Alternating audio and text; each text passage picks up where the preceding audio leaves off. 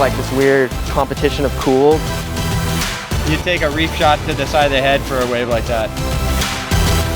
If I can win this, this will be the greatest moment of my life. All the girls are surfing so well. They're beautiful inside and out. Going skageless is a whole nother realm, like a fast version of body surfing. The power surfing is like a lot of that style and grace with some aggression and harnessing all of those things in one and creating your own style. My job description is student of surfing.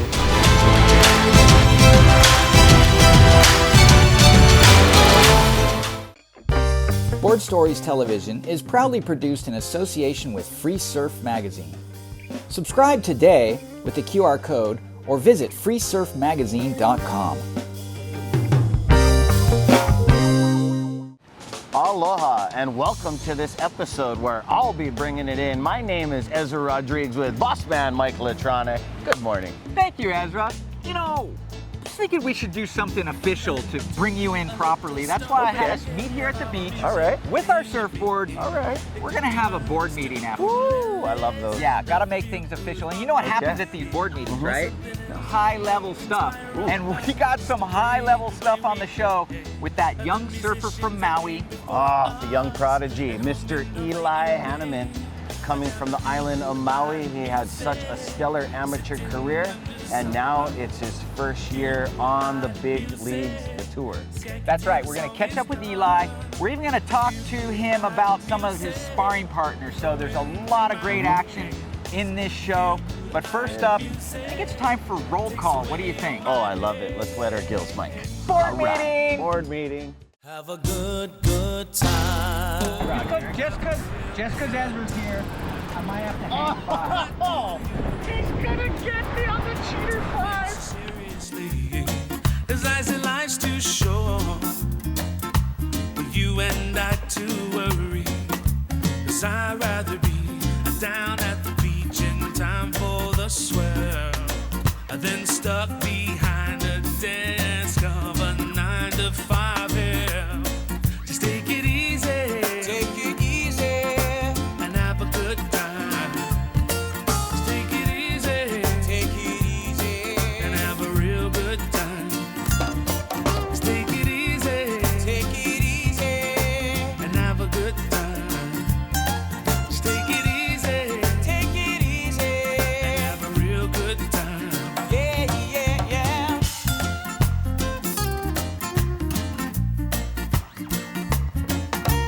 Where do we pick up and take things from here? 'Cause maybe it's time.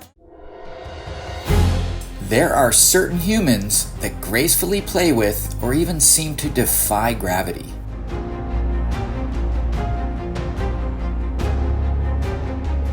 They exude a special relationship with momentum and inertia and move with rare dexterity. These people simply make incredible things look easy.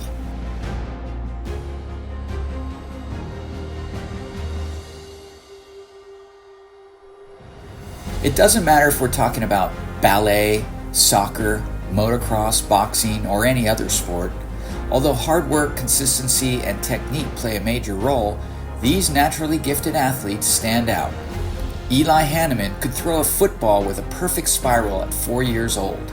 He was a voracious wrestler before he was even 70 pounds, and is one of those very gifted, very rare athletes in the sport of surfing.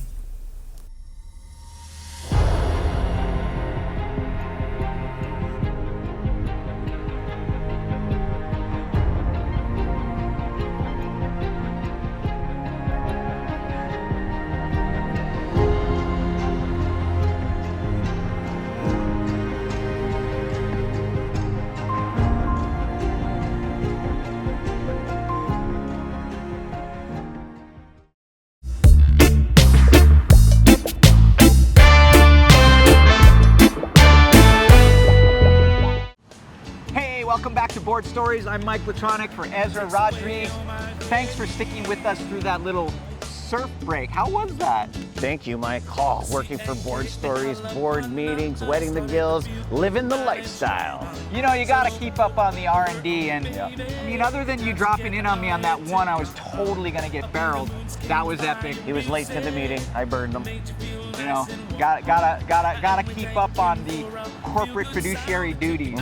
Gotta burn the boss. Anyway, someone that's definitely at the board meeting is our next guest, Eli Hanneman. So this good. kid has been shredding since he was just a wee lad. Yep, turning heads. Check this out.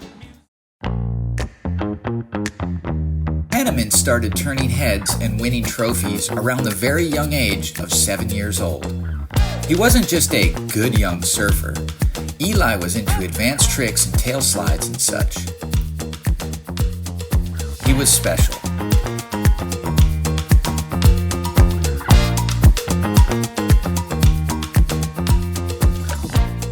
Eli Hanneman has evolved to be one of the top aerialists on a surfboard today. Hanneman's big aerial make rate is among the highest in the business, and this, in combination with solid flow, technique, and maneuvers, makes him one of the most dangerous rookies on the WSL Championship Tour.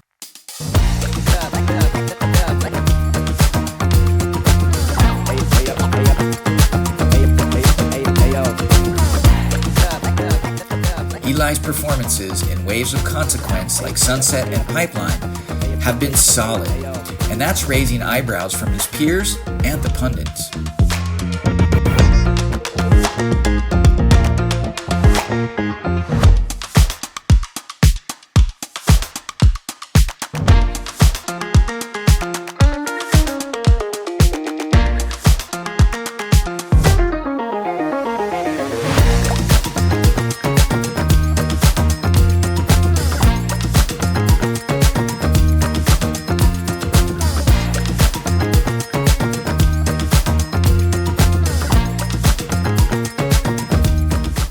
He's uber competitive, determined, and focused, and may well be a contender in the top 5 quicker than most people might imagine.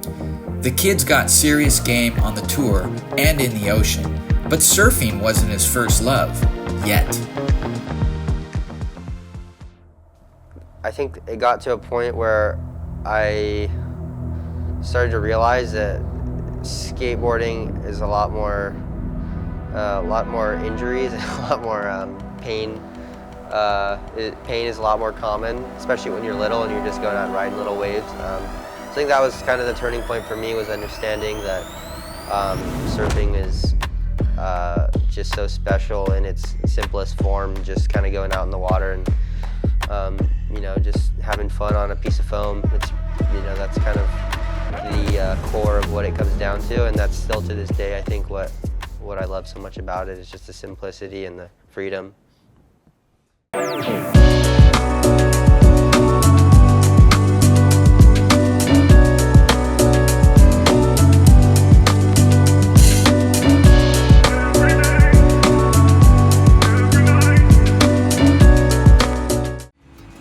When you think of progressive surfing, you think about the whole dynamic and evolution. You think about Eli Hanneman.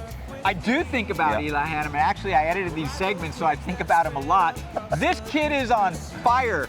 And you know, that stuff doesn't happen out of the blue. Eli works at it. He does. He's very, very dedicated. And he runs with a group of friends who are equally talented. Yeah, I mean, I have a really good group of friends. They're all from San Clemente, so they've had this little, like, you know, kind of like ongoing group effort of like pushing each other. And Cole Houshman is just a huge, powerful guy. I mean, he's someone that I cannot really relate with, just because we're on the complete opposite side of the spectrum, size-wise.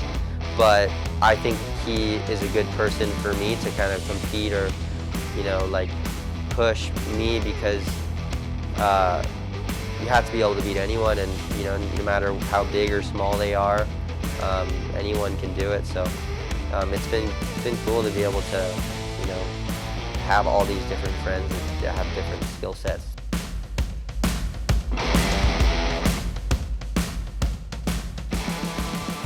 Crosby is just kind of like a he's a pretty like technical and polished surfer, something that I almost feel like my surfing and his can be almost completely opposite, but at the same time, like we have admiration for each other's approach, and I don't think that one would be any, you know, like better than the other. I just think that they're special in their own, you know, way, and I think if we can do what the other person does, we would be a pretty good, you know, all-around surfer, so that's the goal.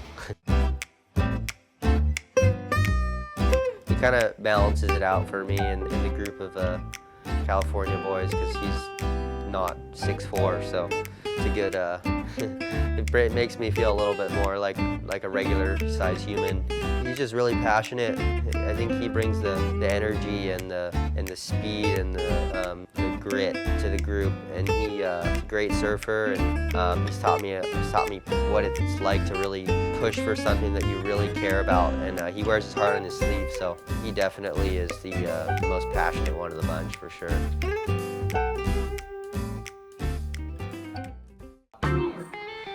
Cade is he's just like a really good competitor. He doesn't make very many mistakes when he competes. He's got a lot of confidence. He really believes that he can beat anyone. And that's a really good, you know, trait to have, especially in the sport of surfing, because it's so unforgiving and so many variables that you have to have a good head on your shoulders.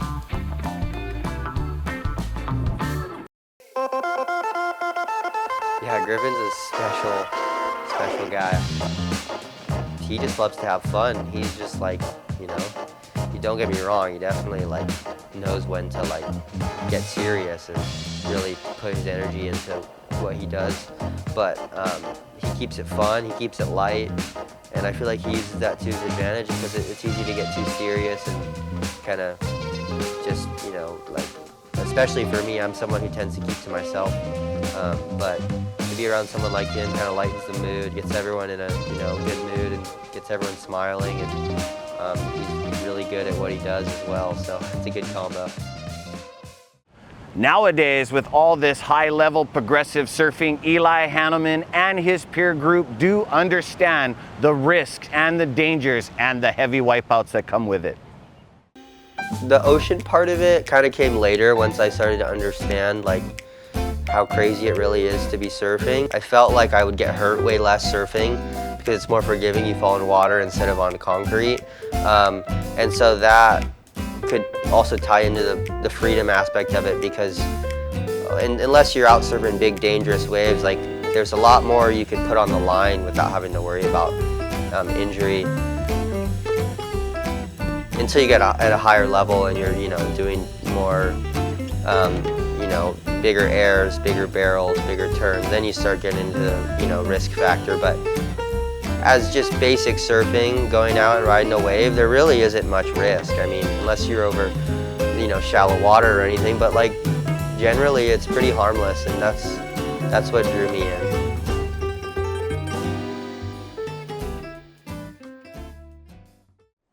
I mean, I want to be a world champ, so I guess what I'm working towards is just becoming the best all-around surfer that I could be. From, you know, 2-foot waves all the way up to 10-foot waves. You know, the people that I've watched win world titles have been very well-rounded surfers, and proof's in the pudding.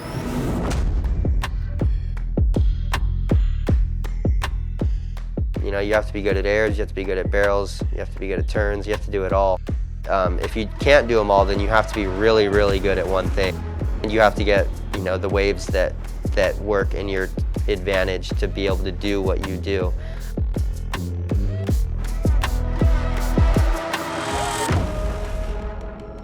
Skateboarding definitely influenced my progression in surfing a lot. Just being familiar with like being in the air with the grabs, without the grabs kind of thing.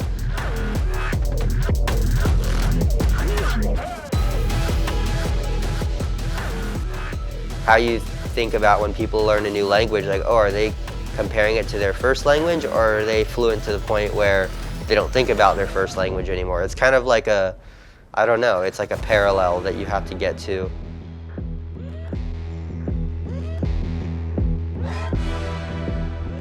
When you go in the ocean, it's different every day and it's different every second. Whereas when you go to the skate park, you kind of generally know like what you're up against. You're surfing, it could be any conditions, any size, whatever. And so within that, you have new opportunities and more freedom every day. I don't know, it's a never-ending challenge.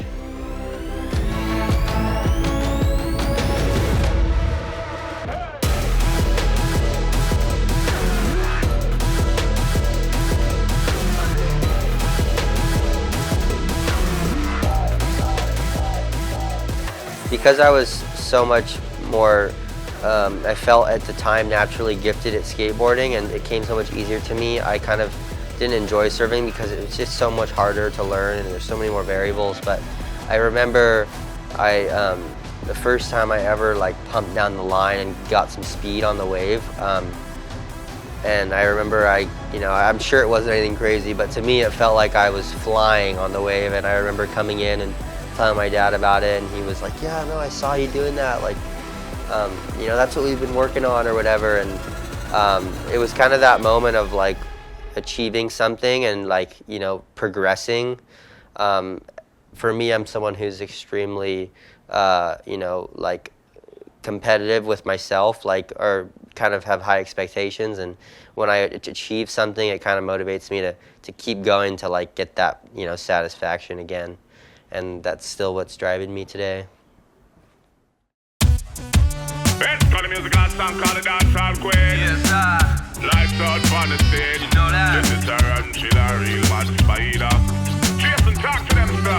You feel this groove slip in your shoes. Everybody move to the dance floor soon. Wanna see who really got them moves. Little shorty, I'm talking to you. You feel the bass line keeping down that groove. Double kick on the drummer for you. Dancehall music is so nice and so smooth. If you want it, come and get it. Dancehall queen, oh where she at? I'm looking for my dancehall queen. Oh where she at? I think I see my dancehall queen. Oh where she at? I'm looking for my dancehall queen. Oh where she at? And where she at now, now, now, now, now, now? And where she at now, now, now, now, now, now?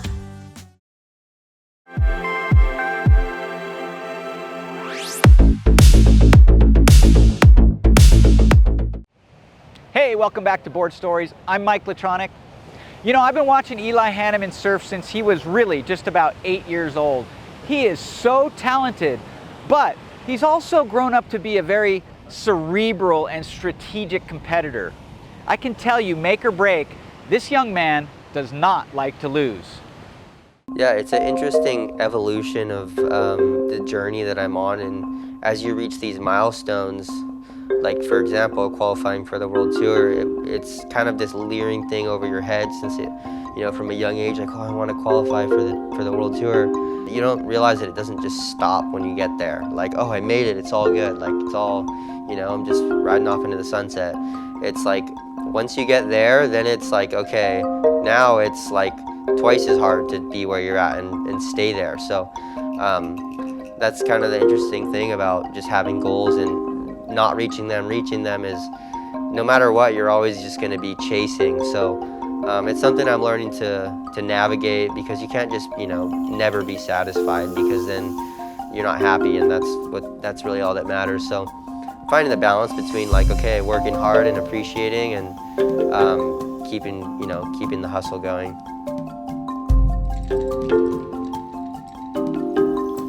It's a funny thing, because I'm a very like reserved, like I keep to myself, and I tend to suppress my emotions a lot. But there's one thing for sure, and that's that I'm a competitor through and through.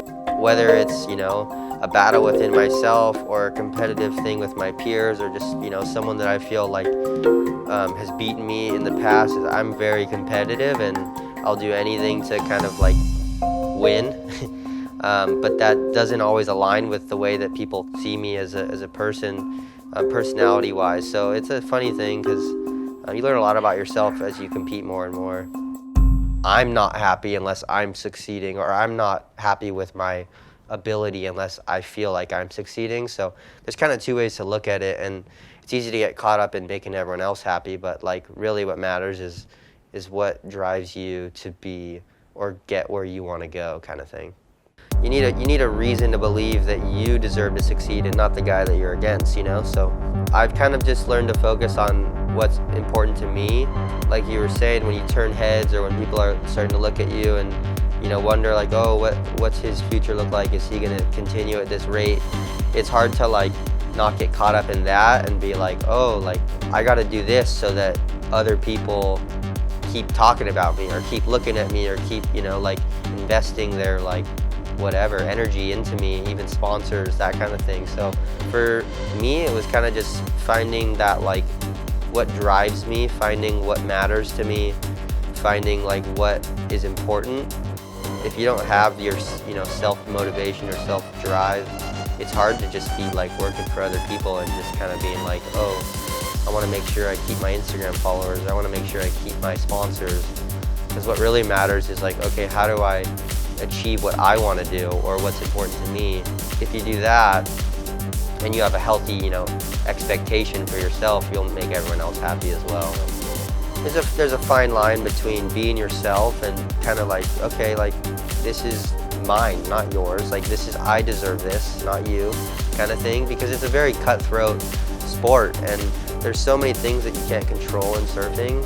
There's so many variables and so many elements that there's a line between like, okay, like I'm myself on the beach and when I get out in the water, I need to, you know, this is kill or be killed. So it's kind of like it's a thing that I'm learning to navigate, and it's something that everyone deals with, and it's just you know, it's one of the factors that comes into play when you're a competitor. There's one universal language in this world, and that's when someone's getting absolutely obliterated in a competition, and you know when you're losing. Whether you speak, you know, English, Chinese, whatever, when you're losing, you know it. And so that's, you know, something that whether you're a competitor or not, everyone wants that feeling of winning in whatever you do. And so that just shows how important it is.